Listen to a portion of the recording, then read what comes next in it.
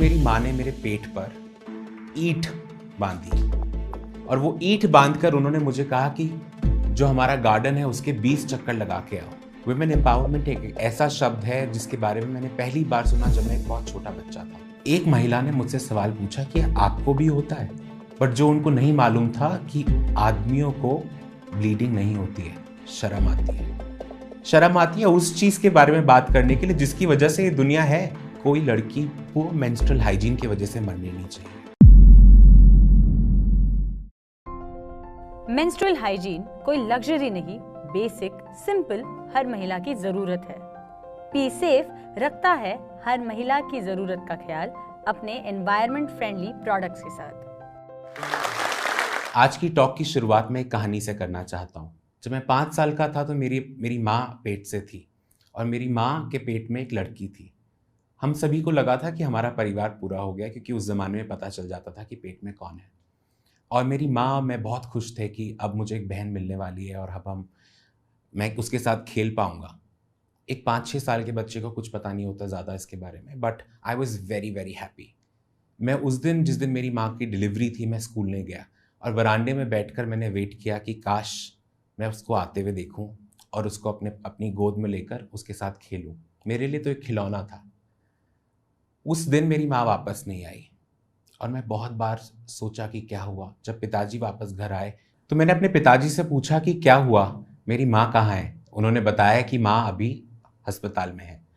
3 दिन बाद जब वो लौटी तो उनके हाथ में वो बच्चा नहीं था।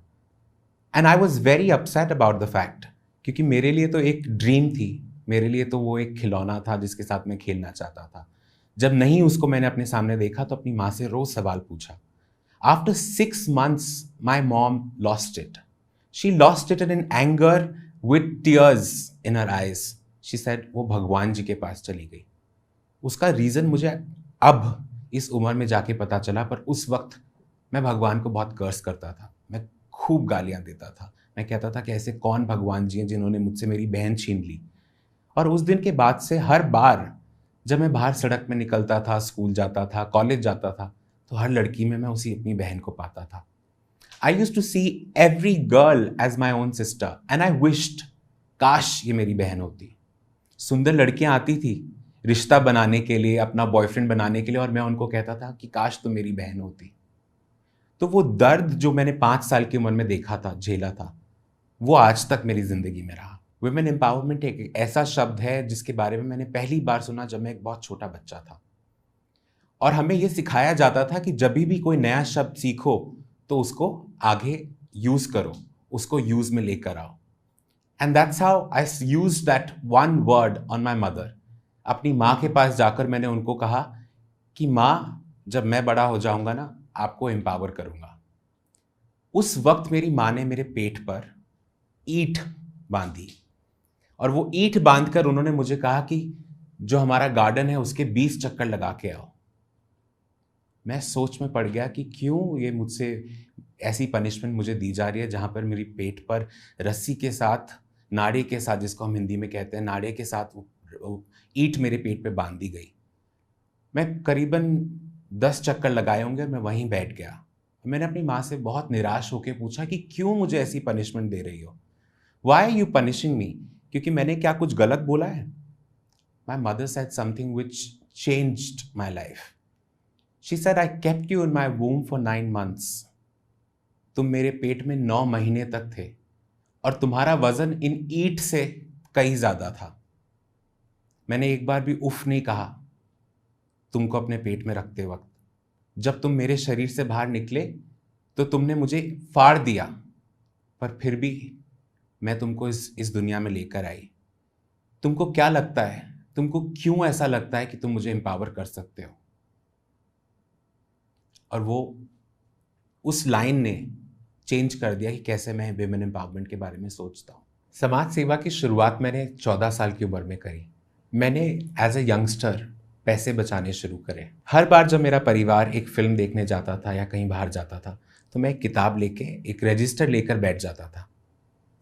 अगर टिकट 500 रुपये का है, पॉपकॉर्न और पेप्सी 200 रुपये की है और 100 रुपये आने जाने का खर्चा, तो मैं कहता था 1100 रुपये आप मुझे दे दीजिए या 1000 रुपये आप मुझे दे दीजिए। I don't want to go and watch a film. मैं आपके साथ बाहर नहीं जाना चाहता। वो कभी भी ट्रैवल करते थे तो मैं हिसाब लगाता था कि उसका क्या इवैल्यूएशन आएगी, और वो कॉस्ट इवैल्यूएशन निकाल के मैं कहता था वो पैसा आप मुझे दे दीजिए। पहली बार, दूसरी बार, तीसरी बार तो मुझे मिला। जब ये एक प्रैक्टिस बन गई तो मेरे परिवार वालों को कई बार लगा कि ये क्यों ऐसा कर रहा है। और एक दिन मेरे पिताजी मेरे साथ बैठे और उन्होंने मुझसे एक सवाल पूछा। उन्होंने कहा कि तुम मेरे बेटे हो, मैं तुम्हारा बाप हूँ। उनकी आंखों में आंसू थे और मुझे हंसी आ रही थी, वो क्यों ऐसे रिएक्ट कर रहे हैं। उन्होंने कहा what is the problem, you can share with me, मुझे बताओ क्या प्रॉब्लम है। And he asked are you into drugs, are you a drug addict, क्या तुम्हें इतने पैसों की जरूरत पड़ती है क्योंकि तुम ड्रग्स कर रहे हो। And I laughed, I said no, I am into social work. And then he asked किस किस्म का social work. So I started explaining to them कैसे एक छोटी सी बिहारी बस्ती से हमने शुरुआत करी थी, कैसे छोटे छोटे गाँव में जाकर हम बच्चों को पढ़ाते थे। जो सबसे पहली चीज़ मैंने करी थी वो था वेस्ट मैनेजमेंट। और कई बार जब हम ग्लव्स खरीदते थे, मास्क खरीदते थे और इक्विपमेंट्स खरीदते थे, उसके लिए बहुत पैसे की ज़रूरत होती थी। देहरादून में एक बिहारी बस्ती है, वहाँ पर बच्चों के लिए अगर पढ़ाना है तो किताबें खरीदनी होती थी। वो पैसा कहाँ से आए? तो वो जो पैसा मैं जोड़ता था और मेरे दोस्त जोड़ते थे, उससे हम ये सामान खरीदा करते थे। अब जब हम सफाई करने बाहर निकलते थे तो लोग हमें पूछते थे कि आप तो पढ़े लिखे हैं, आप क्यों सफाई करने निकले? और हमारा जवाब यही रहता था क्योंकि हम पढ़े लिखे हैं, इसीलिए हमको बाहर निकलना है सफाई के लिए। Every Sunday we used to go out और हम लोग साफ सफाई का अभियान चलाते थे। And that's how this journey kept going on and on and on. Outreach program के जरिए हम लोग लोगों तक पहुंचे और उन बच्चों को हम अपने पास लेकर आए, स्कूल में लेकर आए। हम लोगों ने 17 स्कूल की शुरुआत करी, छोटे छोटे गाँव में, छोटे छोटे स्लम्स में, जहाँ के बच्चे बाहर नहीं निकल पाते थे because of the problems that I told you. What happened next was, हमने ये स्कूल शुरुआत किया था सिर्फ इसलिए ताकि वो पढ़ सके, क्योंकि 13-14 साल की उम्र में भी कई बच्चों को ये नहीं पता था कि उनका पूरा नाम क्या है, उनकी उम्र क्या है, वो कहाँ रहते हैं। Such basic things in a developing country like India. जब स्ट्रीट स्मार्ट की शुरुआत हुई तो हम लोगों ने छोटी छोटी एक्टिविटीज़ उसके साथ इंट्रोड्यूस करी, जैसे कि स्किल डेवलपमेंट प्रोग्राम। वो बच्चे जो 15 साल की उम्र के ऊपर थे, 15 साल से ऊपर, वो बच्चे छोटी छोटी ब्रांड्स के लिए ब्लॉक प्रिंटिंग करने लगे और उससे क्या हुआ, वो 100 रुपये कमाने लगे पर दिन। And that's how these children started getting an incentive कि हम स्कूल में पढ़ रहे हैं, हमको मिड डे मील मिल रहा है, साथ ही साथ में हम 100 रुपये कमा के वापस घर जा रहे हैं। आपको एक किस्सा सुनाता हूँ राजस्थान का। राजस्थान में जयपुर से 30 किलोमीटर दूर एक गांव है जिसका नाम है चौमू। वहाँ पर रक्षाबंधन का त्यौहार बनाया जा रहा था और मुझे बुलाया गया। मुझे कहा कि आप रक्षाबंधन के दिन यहाँ पर आकर मेंस्ट्रुअल हाइजीन के ऊपर एक वर्कशॉप दीजिए। उस दिन जब मैं वर्कशॉप दे रहा था, उसके बाद जब सवाल आने शुरू हुए, एक महिला ने मुझसे सवाल पूछा कि आपको भी होता है? तो 2 मिनट के लिए मैंने सोचा कि शायद वो मेरा मजाक उड़ा रही हैं, टांग खींच रही हैं। मैंने उनसे पूछा क्या आपकी शादी हुई है? उनकी उम्र थी कुछ 52 साल। उनकी शादी भी हुई थी, उनके 2 बच्चे भी थे। बट जो उनको नहीं मालूम था कि आदमियों को ब्लीडिंग नहीं होती है, मेंस्ट्रुएशन नहीं होता है। तो मैंने उनसे पूछा कि आपको कैसे नहीं पता कि आपके हस्बैंड को पीरियड्स नहीं होते हैं? एंड व्हाट शी सेड, आप कहते हैं ना, मुझे स्तंभ, I didn't know how to react. उन्होंने कहा जैसे मैं छुपा रही हूँ शायद वो भी छुपाते हो। यू कैन अंडरस्टैंड कि ये कितनी बड़ी प्रॉब्लम है, ये कितना बड़ा इशू है। बिकॉज वहाँ से मैंने ये सोचा कि अगर इनको यही नहीं पता कि इनके हस्बैंड को पीरियड्स नहीं होते हैं, तो it is not just about menstruation. आप उनकी शारीरिक संबंध सोचिए कैसे होते होंगे। She didn't know her husband doesn't bleed. It was a very, very shocking experience. So when I read this article, जिसमें लिखा था कि 2011 में जो मैंने आर्टिकल पढ़ा जिसमें लिखा था कि 1,80,000 औरतें मरती हैं हर साल, और ये ऐसा नंबर था जो एक कंफर्म स्टेटिस्टिक्स नहीं था, ये एक अंदाजे की रिपोर्ट थी, जिसका मतलब ये है कि नंबर जो है वो कई ज़्यादा थे। और मैं ये हमेशा सोचता था कि ऐसी कई लड़कियां मरी जा रही हैं, what should I do? And that's when I started WASH. कोई लड़की पुअर मेंस्ट्रुअल हाइजीन की वजह से मरनी नहीं चाहिए। वॉश के 5 पॉइंट्स हैं जिसके बारे में मैं आप सभी को बताऊंगा। सबसे पहला पॉइंट है अवेयरनेस। अवेयरनेस किस चीज़ के लिए? आज भी हमारे देश में जब हम बात करते हैं डेवलपमेंट की, किसी कोने में, किसी गांव में, किसी स्लम में ऐसी महिलाएं हैं जिनको ये नहीं पता कि मेंस्ट्रुएशन होता क्या है, पीरियड्स होता क्या है और क्यों होता है। कई बार महिलाओं को लगता है कि एक फेटल डिजीज़ है, कई बार महिलाओं को ये लगता है कि ये एक बीमारी है, कई बार उनको डर लगता है कि इससे कहीं हम मर ना जाए। And that's what leads to trauma, that's what leads to unawareness, that's what leads to so many problems that women go through in our country today. At the same time awareness उनको उन तक नहीं, उनके परिवार तक भी पहुंचनी चाहिए, which is why we work on a module where we work on awareness programs, not only for the women, for the trans men, for transgender people, for their families, for the children. The second point is nutrition. तो आज भी हमारे देश में 15% जो लोग हैं वो कुपोषण का शिकार हैं, और वो सिर्फ गरीबी की वजह से नहीं, उसके बहुत सारे मल्टीपल रीजंस हैं। बट एक प्रॉब्लम है जेंडर बायस, भेदभाव। जब मैं गांव में जाता हूं, देखता हूं कि घर में 3 रोटियां हैं तो माँ 2 रोटी बेटे को देती है और 1 रोटी लड़की को देती है, ये सोचकर कि उस लड़के को न्यूट्रिशन की ज़्यादा ज़रूरत है। उसकी उम्र का कोई तकाजा नहीं है, उसको रोटी इसलिए मिलती है क्योंकि वो लड़का है। अगर घर में 2 ग्लास दूध हैं तो वो दूध का हकदार सिर्फ वो लड़का है। आज भी, जी हाँ, हमारे देश में ये होता है।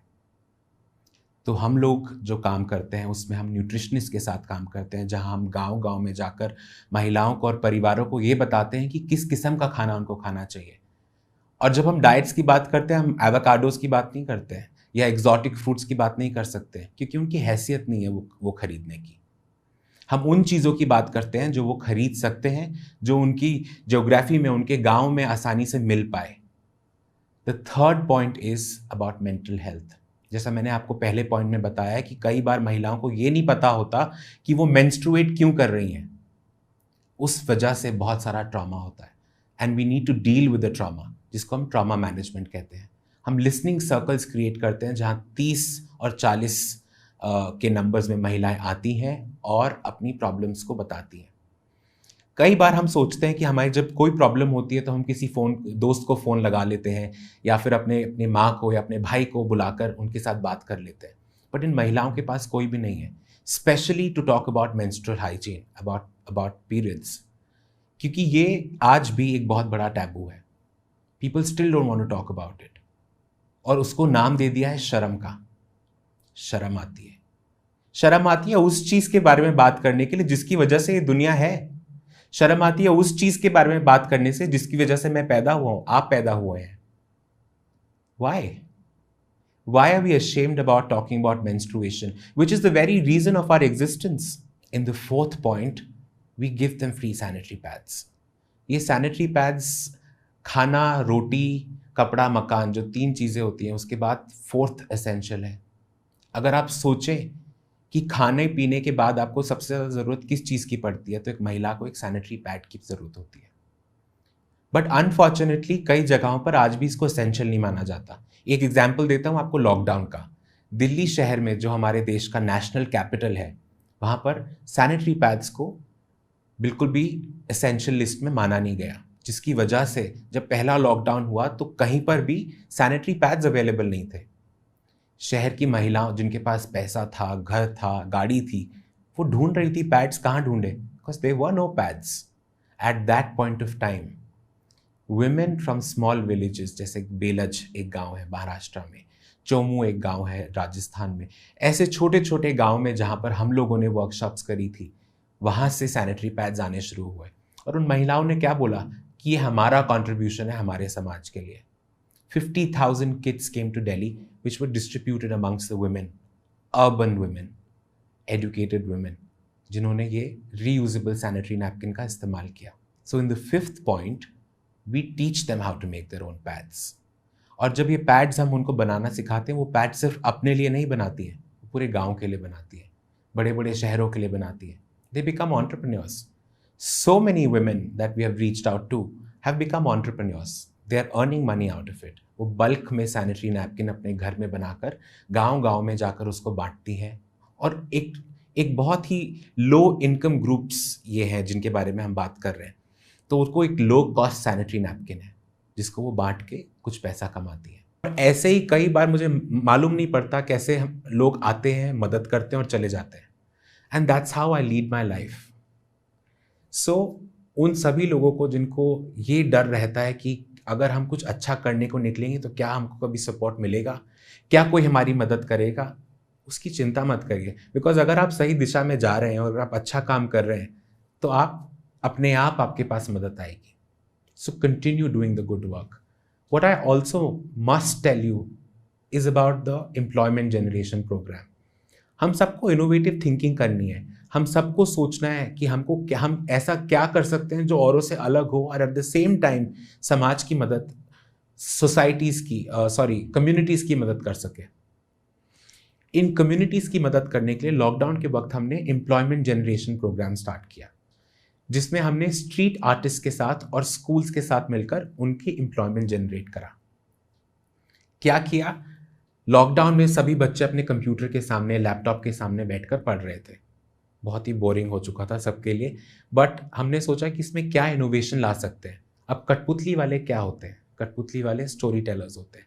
तो हमने स्कूलों से कहानियाँ निकाली और कहा कि आप हिंदी की कहानियाँ हमको भेजिए, उसको कठपुतली वाले परफॉर्म करेंगे और आपके बच्चों तक वो कहानी पहुंचाएंगे।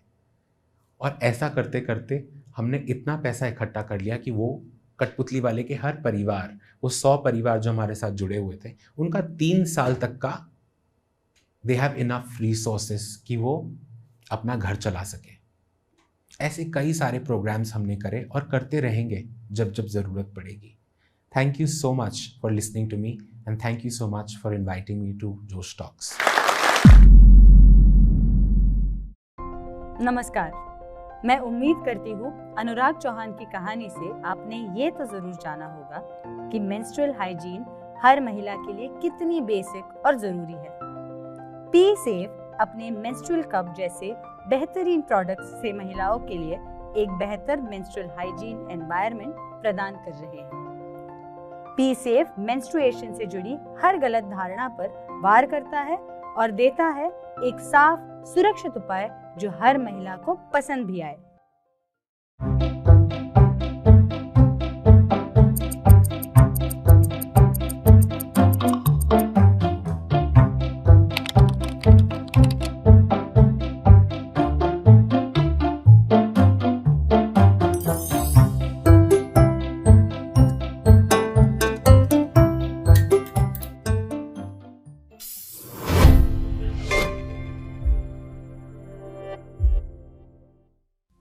हर दूसरी महिला आज पी सेफ मेंस्ट्रुअल कप का इस्तेमाल कर रही है, तो आप भी अभी क्लिक करें लिंक इन द बायो पर और जुड़े पी सेफ के साथ, क्योंकि ये वक्त है बदलने का, साथ देने का। जोश टॉक्स अब स्पॉटिफाई एक्सक्लूसिव पॉडकास्ट है, जिसके साथ जोश टॉक्स की सभी कहानियां ऑडियो फॉर्मेट में अपलोड होंगी केवल स्पॉटिफाई पर।